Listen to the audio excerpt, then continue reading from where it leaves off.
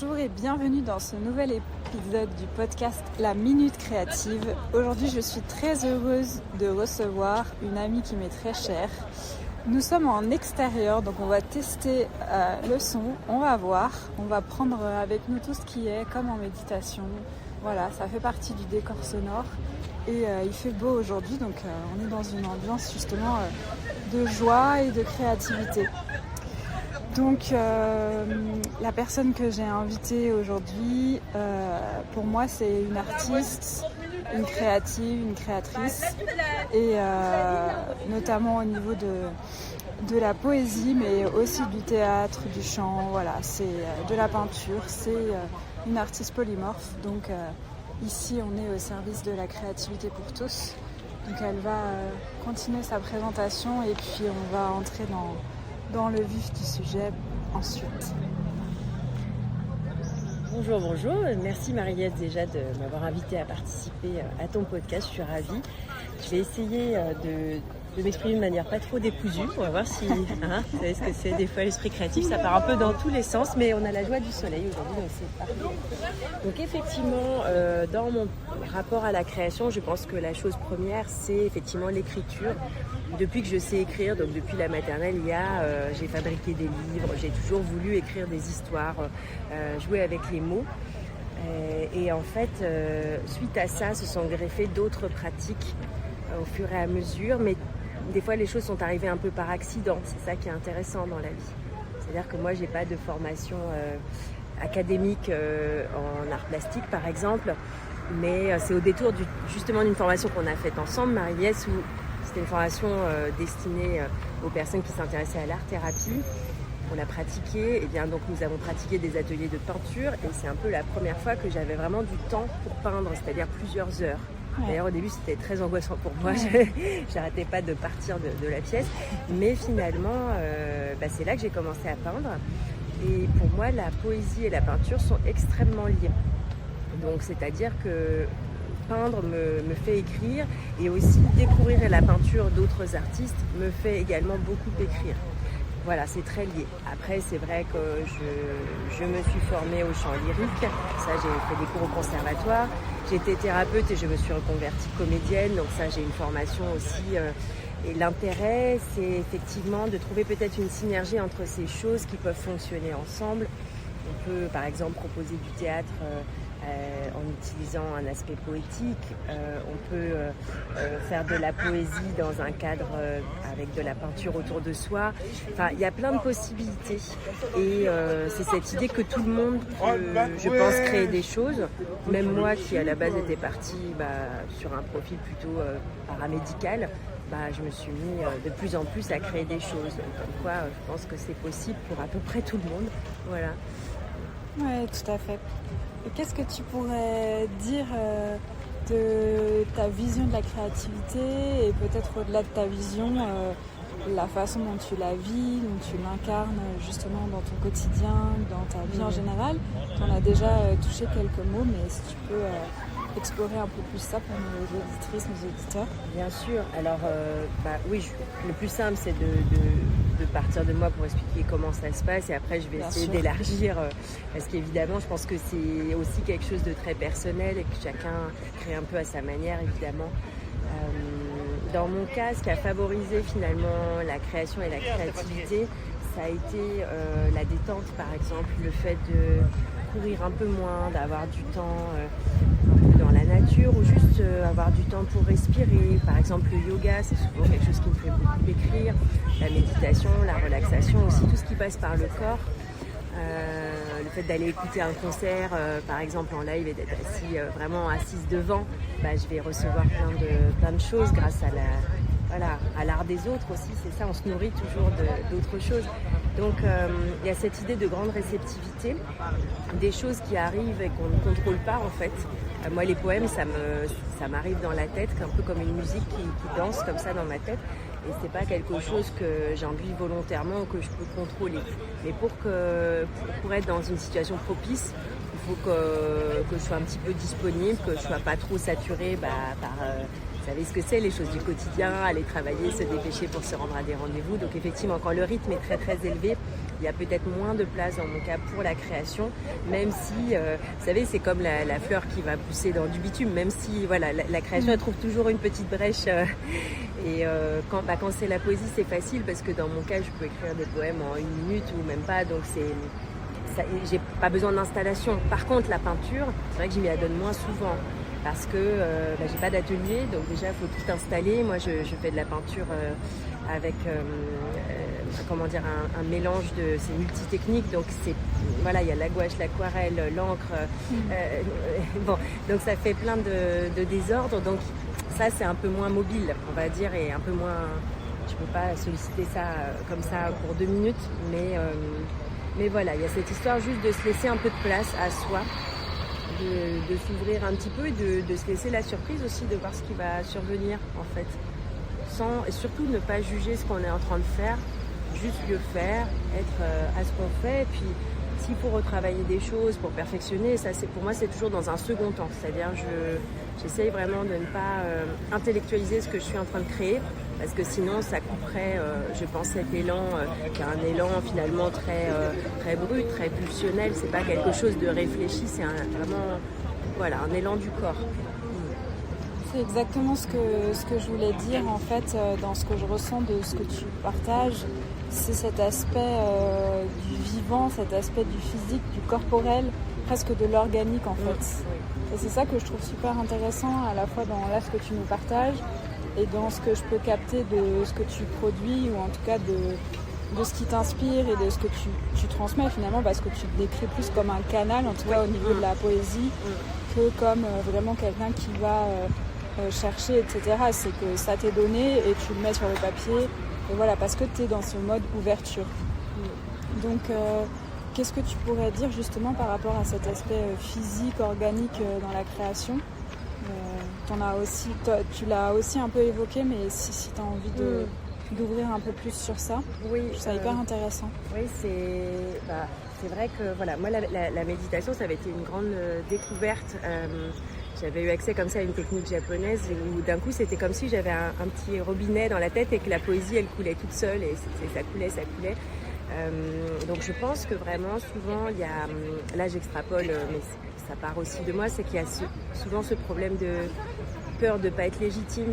Et moi j'ai eu ça et j'ai encore ça, parce que là je vais bientôt sortir mon 3e livre et il se trouve finalement que c'est moi qui vais l'illustrer un peu par un concours de circonstances que la personne qui devait l'illustrer ne peut pas, donc je me suis jetée à l'eau. Mais voilà, il y avait ce truc de dire mais j'ai pas fait d'études d'art plastique, je suis pas peintre, donc pourquoi est-ce que ce serait moi?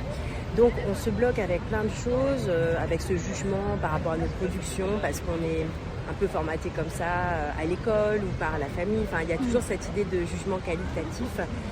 Mais je pense que ça fait beaucoup de bien d'être juste des fois dans quelque chose, d'un instinct de vie comme ça, de quelque chose qui advient. Et après, ça peut se retravailler. Parce que effectivement, comme moi je me suis par exemple toujours beaucoup intéressée au langage, la forme brute de mes poèmes, parfois elle reste telle quelle, mais souvent elle est retravaillée après avec une recherche lexicale, avec une recherche de rythme.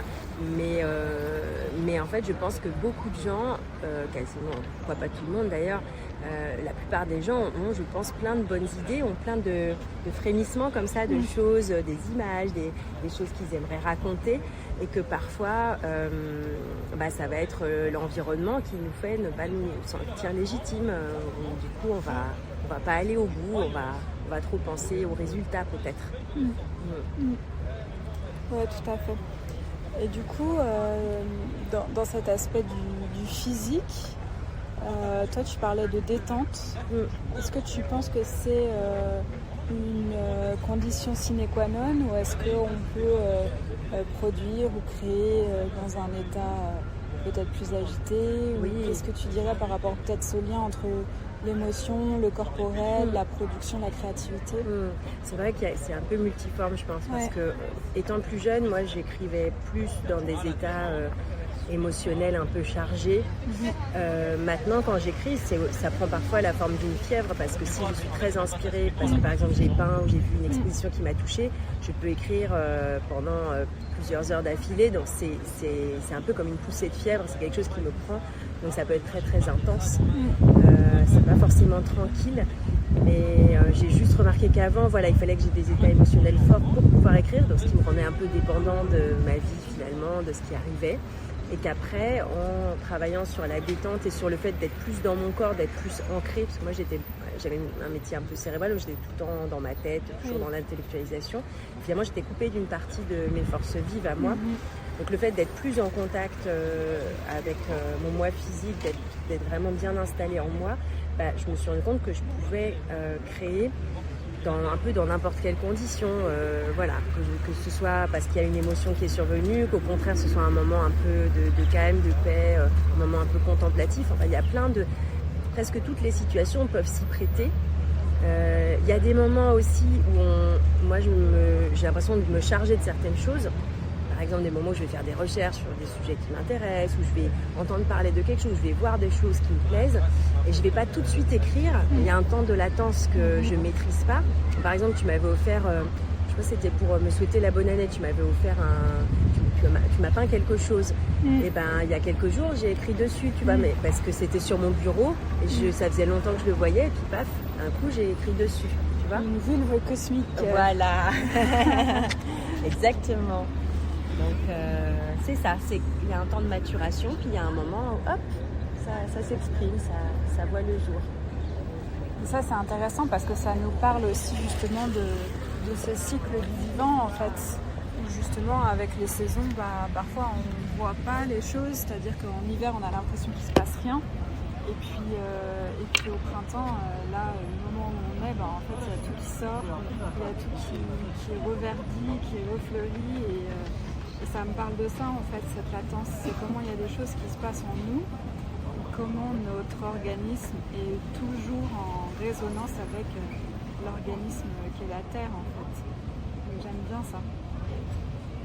Et ce qui a résonné aussi tout à l'heure, c'était l'aspect cérébral. Et je trouve que justement on s'est rencontrés lors d'une formation en art-thérapie, en art et médiation thérapeutique.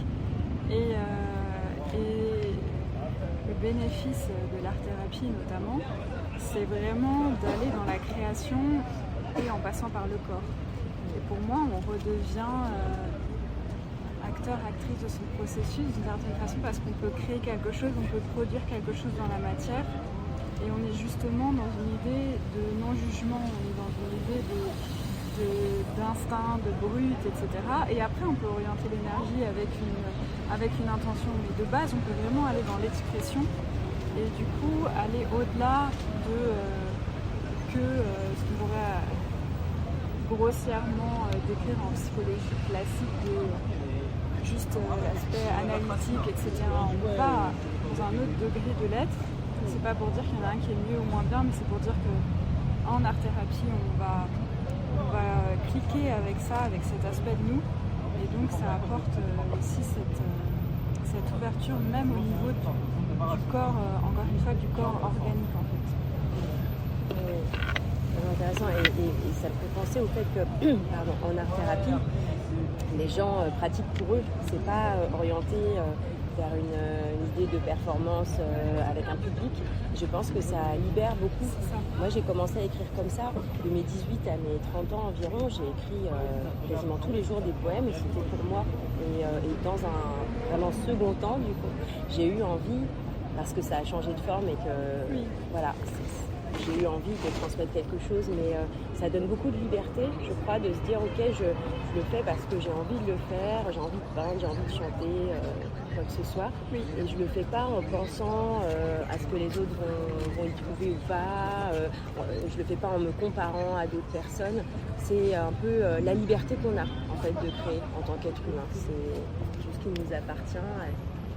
Ouais, c'est exactement ça, c'est une grande liberté et c'est une grande opportunité en fait. Parce qu'on crée dans chaque instant de notre quotidien, dans les détails du quotidien, et on crée aussi à travers toutes ces expressions artistique notamment dont on parle, mais ça peut être bien d'autres, hein, comme on l'a vu dans d'autres épisodes des podcasts de la minute créative, mais je trouve que c'est super intéressant ce que tu dis du fait de créer pour soi.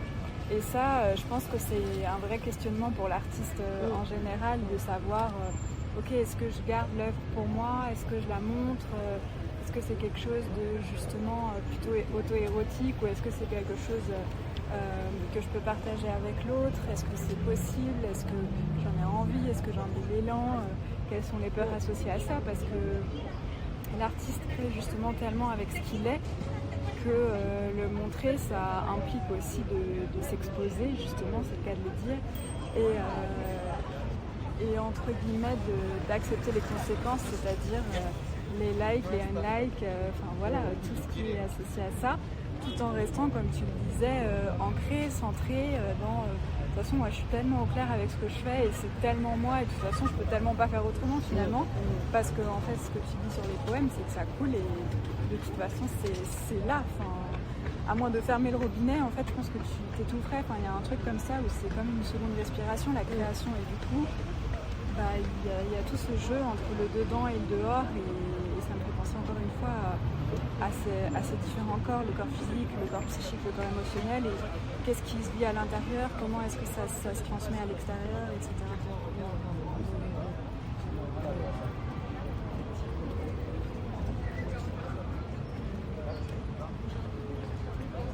Quelque chose, mais je suis quelqu'un de très distrait, donc je pense à plein de choses en même temps, puis parfois ça s'en va. Oui, je pensais au fait que moi ce qui m'aide actuellement en tant qu'auteur aussi, c'est en fait j'ai repris donc une formation de comédienne pour changer de métier il y a quelques temps, et en fait j'ai été étonnée de découvrir, parce que d'un point de vue du public, les gens pensent que les comédiens ils jouent un rôle, justement c'est les gens qui sont dans leur personnage, c'est des expressions qu'on entend. Et finalement, moi, ce qu'on m'a appris, c'est que pour être vrai en tant que comédienne, il fallait être dans son authenticité et d'assumer à fond justement ce qu'on a d'atypique, parce que c'est ça qui va faire qu'on va être recherché aussi pour certains rôles. Et je crois que ça m'a été bénéfique aussi dans mon travail de poète, de me dire voilà, ça, ce poème-là, il est vivant, il n'est pas, celui-là, il a quelque chose de brut.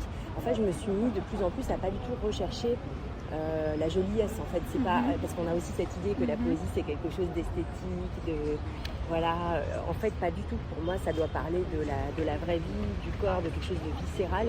Moi, je vis mes poèmes de manière très physique, et du coup, je me suis dit les gens vont aimer ou ne pas aimer, ça va les toucher ou ne pas les toucher, mais en tout cas, j'aurai pas de regret parce que c'est quelque chose de vrai pour moi, et c'est quelque chose que je ne fais pas pour séduire les gens ou pour justement prétendre ou faire un rôle, tu vois. C'est vraiment mon monde intérieur à moi. Je peux pas le refaire, il est comme ça, il évolue, mais il est ce qu'il est, et du coup, en tant qu'artiste, il y a un peu toujours cette ambivalence, parce qu'effectivement, la poésie, c'est quelque chose qu'on a du mal à transmettre. En tout cas, en tant que poète contemporain, on a peu d'audience et peu de lecteurs. Donc on sait qu'on va avoir peu d'impact, mais au moins, ça peut toucher seulement quelques personnes, mais au moins, on aura dit quelque chose de vrai. Voilà. Donc du coup, il n'y a pas de regret à avoir par rapport à ça. Ouais. Ça demande du coup une forme de radicalité dans sa vérité, en fait. Et c'est ça aussi que je trouve admirable, entre guillemets, dans notre monde actuel, c'est-à-dire que les artistes ou même les personnes en général, on peut avoir tendance à se laisser aller à une forme de facilité dans la rapidité ou dans des choses avec tout ce qui se passe sur les réseaux, etc. Et en fait, rester vraiment fidèle à ces principes et à ce qu'on porte en soi et à cette vérité que tu évoques, ça demande aussi une forme de courage. De gérer, on est tous les mêmes, c'est-à-dire qu'on est assujettis à des contraintes économiques. Exactement. Et je pense que justement tous les gens qui choisissent de faire de l'art leur métier, c'est toujours un peu une gageure, et en même temps c'est une complexité, parce que ce serait dommage de tomber dans une forme de clientélisme. Oui. Moi je préfère, c'est bête à dire, mais je préfère que peu de gens lisent des livres plutôt que d'écrire des livres lus par plein de gens, mais qui ne soient pas des livres qui me ressemblent, qui soient juste des livres faits parce que ça correspond à tel schéma qui va plaire aux gens, ou des choses qui ont déjà marché, donc je vais copier, je vais faire pareil. Moi, c'est pas ça qui va me faire vibrer. Donc, je préfère me débrouiller autrement. Et de toute façon, on ne maîtrise pas le processus créatif et on ne maîtrise pas non plus les répercussions qu'on a sur les gens qui entrent en contact avec nos œuvres, si on en produit. Et ça, c'est quelque chose, il faut vraiment être tranquille, je pense, avec ça, se dire, ok, c'est ça qui est beau aussi. Chaque personne va voir les choses à sa façon, les poèmes qu'on écrit ou les peintures qu'on fait. Voilà, chaque personne va y voir quelque chose de différent. Il peut y avoir des réactions fortes, les gens, ils vont trouver ça difficile, ou c'est ok, chacun est libre de ressentir ce qu'il ressent. Et voilà, d'accepter d'avoir aucun contrôle sur comment les gens réceptionnent, ce qui parfois peut être un peu comme nos enfants, parce qu'on y met tellement de soi.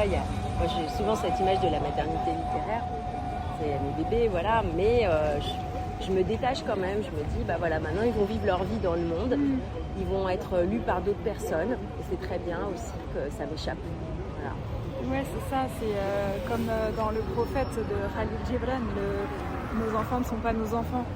C'est vraiment ça, c'est qu'en fait on va les porter au monde, et puis après, ce qu'ils vont devenir en tant qu'adultes, etc. Oui, c'est en partie notre responsabilité et en partie la leur. Donc c'est beau ce que tu dis parce que ça nous libère et ça libère l'autre aussi en fait. Parce que ce que l'autre va ressentir au contact de ce qu'on produit et de ce qu'on propose, c'est nécessairement en lien avec qui il est et avec la résonance que vont nous provoquer justement les œuvres, les poèmes. Moi je sais qu'évidemment avec mon travail sur le féminin et notamment sur les bulbes cosmiques qu'on évoquait tout à l'heure, évidemment j'ai eu des réactions fortes. C'est vrai qu'il y a des moments où c'est pas facile à admettre ou à encaisser, et puis avec le temps il y a quelque chose qui se pacifie, et en fait je me rends compte que évidemment le féminin en général il est tellement blessé qu'il y a forcément des impacts pour la personne qui va le regarder, etc. Et en même temps il y a eu des témoignages où il y a des personnes qui se sont senties vraiment guérie en voyant ces peintures. Donc c'est pour ça que je pense qu'on a aussi une responsabilité à offrir ça au monde, parce que comme tu le disais très justement, on ne sait pas en fait ce que ça va produire comme effet. Et si jamais ça peut justement soutenir ou offrir un moment hors du temps à l'autre, etc., et c'est gagné quoi. Oui, ça donne des situations rigolotes. Je vous fais la blague, ce sera peut-être coupé au montage, mais je m'en fiche. Donc moi je suis une ancienne psychologue, donc comme la plupart des psychologues, on voit tout le temps des psys parce qu'on a besoin d'être, d'avoir une sorte de superviseur pour nous suivre avec tout ce qu'on encaisse toute la journée.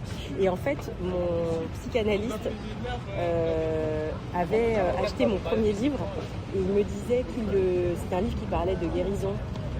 Pour moi en tout cas, et il le lisait en fait entre ses séances avec ses patients, il me disait que ça lui faisait du bien, que ça l'aidait. J'avais trouvé ça assez drôle, ça changeait un peu la place de chacun et c'était bien comme ça. Donc on ne sait pas qui on va pouvoir aider avec ce qu'on produit, c'est exactement ça. C'est beau, j'aime beaucoup l'anecdote, le témoignage. Ouais. Ah, c'est trop beau. Est-ce que tu as un tips, une idée, une orientation, un élan, une ouverture à proposer aux personnes qui nous écoutent et qui peut-être se disent moi je suis pas créative de toute façon, ou alors en ce moment qu'est-ce qui pourrait les soutenir ou les orienter peut-être dans un processus créatif, ou alors de vraiment conscientiser qu'on est tous des êtres créatifs. Oui, en fait, c'est vraiment cette idée pour moi d'exploration. C'est ça, c'est explorer, peut-être partir des choses qui nous plaisent, qui sont plus familières pour nous. Parfois, c'est plus facile. Donc, commencer par des choses auxquelles on est habitué. Il y a des gens, ça va être...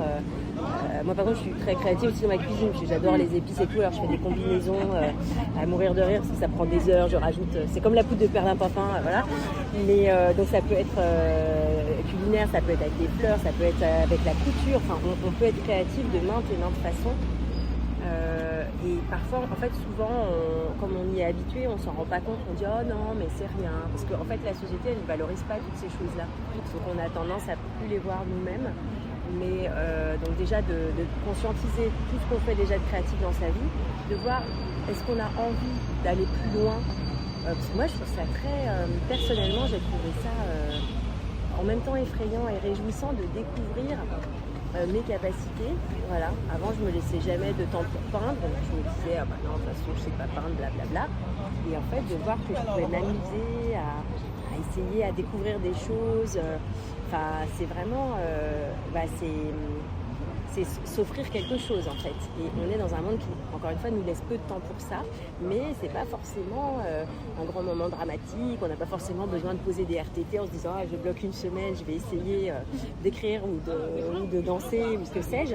Ça peut être des rencontres aussi avec des personnes, ça peut être faire un cours d'essai de quelque chose, mais de juste essayer, parce que peut-être vous allez découvrir des choses qui résonnent pour vous et vous ne le savez pas encore, et de vous autoriser et sans avoir de pression, sans penser au fait qu'après quelqu'un va voir, vous allez vouloir montrer, et ça on s'en fiche.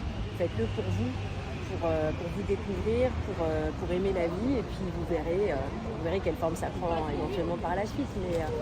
Mais c'est vraiment, je pense que c'est une des choses les plus puissantes, l'art, pour être heureux, pour des fois survivre dans des situations difficiles. On l'a vu pour les gens qui ont vécu des catastrophes dans le monde, parfois passer par des médiations thérapeutiques, c'est vraiment d'un grand secours, parce qu'en fait, à travers la création artistique, on va pouvoir faire parler des parties de nous qui ne sont pas toujours les parties verbales de ce qu'on va pouvoir raconter à un thérapeute. C'est autre chose encore. Donc tout ça est très important de pouvoir un peu laisser sortir des choses et voilà, et c'est jamais perdu, parce que voilà, on peut s'amuser, on peut se découvrir, on peut être surpris, et puis voilà, sans aucune contrainte. Des fois c'est pas le moment, c'est pas le moment. Peut-être dans 5 ans vous aurez envie de quelque chose. Voilà, vous mettez pas la pression non plus, mais sachez que moi je pense que tout le monde est capable de créer des choses, évidemment. Chacun dans un domaine qui lui est peut-être plus propre, mais chacun est créatif, et que c'est vraiment l'élan vital, c'est ça. Donc, ouais, tout à fait. Ouais, super. Merci beaucoup pour ces propositions. On n'avait pas eu encore ça dans le podcast des cours d'essai, je trouve ça super. En tout genre, en fait, ce qui me vient, c'est la céramique, mais ça peut être la danse orientale, ça peut être vraiment, là, c'est des idées comme ça jetées, mais tout, en fait, tout, absolument tout, un cours de cuisine, de pâtisserie, voilà, vraiment ce qui vous fait vibrer. Et comme elle a très bien dit notre invitée, c'est vraiment de faire ça pour le kiff, en fait, de faire ça en ayant l'esprit et le cœur ouvert, en fait, ok, qu'est-ce que ça peut donner, cette espèce de curiosité enfantine, c'est ça, cette joie en fait, cet enthousiasme de ok, j'ai envie de tester un truc nouveau, et si vraiment il y a trop peur, vous pouvez y aller avec quelqu'un, parfois il y a des séances à 2, etc. Enfin, il y a tout un tas de possibilités et d'ouverture par rapport à ça, donc n'hésitez pas. Et puis là, je trouve que c'est la période de l'année aussi où on a peut-être plus envie de ressortir de sa grotte, etc. Donc ça y est propice, donc profitez-en. Et j'ai aimé aussi quand tu as dit que oui, en fait c'est l'élan vital, et c'est vraiment ça, c'est encore une fois, pour faire le parallèle avec les saisons, c'est la sève qui monte, en fait, c'est vraiment ce truc de ok, je vais aller expérimenter quelque chose, je vais aller co-créer avec les autres et avec moi-même, avec mon être intérieur, et on verra ce que ça donne, mais sans attente de ok, il faut directement que je devienne la nouvelle star de Bollywood ou quoi que ce soit, quoi. C'est vraiment être avec soi comme si vous étiez avec votre meilleur ami ou quelqu'un que vous aimez et que voilà, vous avez envie de passer un bon moment en fait. Est-ce que tu as un mot de la fin Juste l'épanouissement. Voilà, l'épanouissement, c'est ce que je souhaite évidemment à tout le monde. Moi, l'art dans ma vie, si j'avais pas eu l'art, je pense que je m'en serais pas sortie. Enfin, ça avait vraiment été ma bouée un peu de sauvetage à plein de moments. Et là, le fait de pouvoir avoir plus de temps pour créer, maintenant que j'ai une profession artistique, c'est vraiment une joie et un épanouissement. Donc, voilà, j'espère que chacun à sa façon va pouvoir s'écouter pour s'épanouir à sa façon. Voilà. On a tous évidemment un chemin et des besoins différents, mais d'avoir déjà la curiosité de se trouver, de voir de quoi on a besoin pour être heureux. Voilà. Donc, merci encore pour l'invitation et j'espère que ça pourra peut-être résonner pour quelques personnes. Et est-ce qu'on peut retrouver tes poèmes? Comment est-ce qu'on peut faire? Est-ce que tu as envie de partager quelque chose sur ça? Oui, pas de problème. Donc, mon premier livre est assez difficile à trouver. C'est pour ça que j'ai changé de maison d'édition. Donc, mon nom d'auteur, c'est Elia Jalonde. Mon deuxième livre, c'est Un air d'éternité défaite. C'est un livre illustré. On peut commander facilement en librairie, par exemple. Et dans quelques semaines, mon troisième livre que j'ai donc illustré moi-même va sortir. Il va s'appeler Le corps intérieur. Voilà, justement. Ça peut évoquer quelque chose de notre discussion du jour. Parce que, encore une fois, les mots à l'intérieur du corps, en résonance, organique. Exactement. Je remettrai les titres par écrit en dessous de la vidéo, mais au moins ça vous donne déjà une idée. Et puis de mon côté, je vous retrouve très prochainement pour un nouvel épisode. Et entre-temps, si vous avez envie d'aller plus loin, le prochain programme, c'est le programme sur art-thérapie, créativité et contes de fées en lien avec le travail de Clarissa Pinkola Estes. Voilà, merci beaucoup pour votre écoute, pour vos likes, pour vos commentaires, pour vos partages qui évidemment soutiennent l'énergie et le travail. À très vite.